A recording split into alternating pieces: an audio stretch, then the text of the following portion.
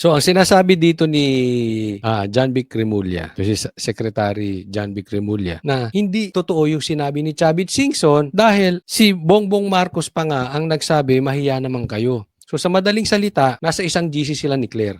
Bakit nasa isang GC? Parehas sila eh. Ha? Hindi guilty ang presidente dahil siya nga ang nagbukas nitong flood control projects. Siya ang nagsabi, mahiya naman kayo. Siya ang nagsabing paiimbestigahan yung flood control projects. Kaya hindi totoo na involved siya doon sa Nakawan, dyan sa flood control projects, dyan sa Nakawan, dyan sa ghost projects. Parehas sila ng litanya ni hindi ko alam kung ito si John Vic kasi may sinasabi na merong 5 na nasa Cabral files, nasa listahan, na kinabang din. Hindi ko alam kung kasama dyan si Claire, antayin na lang natin, and kasama rin si John Vic o kasama si Boying. Antayin natin. Pero to continue, iisa, di ba? Iisang kanilang litanya. Teka muna, hindi ganun. Dahil kung sasabihin yung hindi involved ang presidente dyan sa Nakawan dahil siya lang ang naglabas, napakababaw naman nun. Napakababaw na, yan lang ang pagtatanggol. Yan lang ang punto ng isang abogado na si Claire. Na ginaya naman, o di ko alam, baka siya nagsimula, siya ang ginaya ni Claire. Na ginaya naman, di umano, o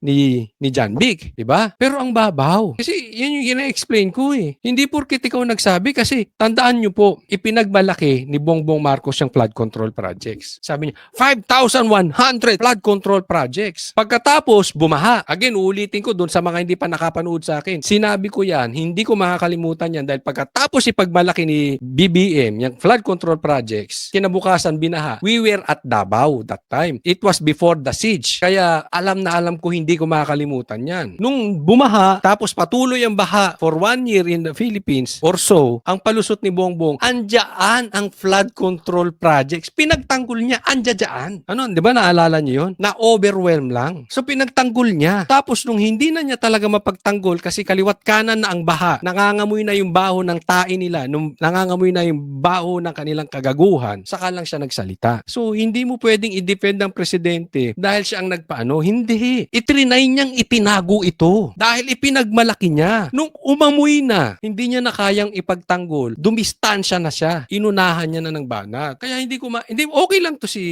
John Vic, hindi naman abogado to. Pero to si Auntie Claire, abogado. Pambihira. Ganyan niya lang sasabihin na walang ginawa ang presidente. It's impossible. I don't even believe that the president is part of it. In my opinion, the president is one of the masterminds.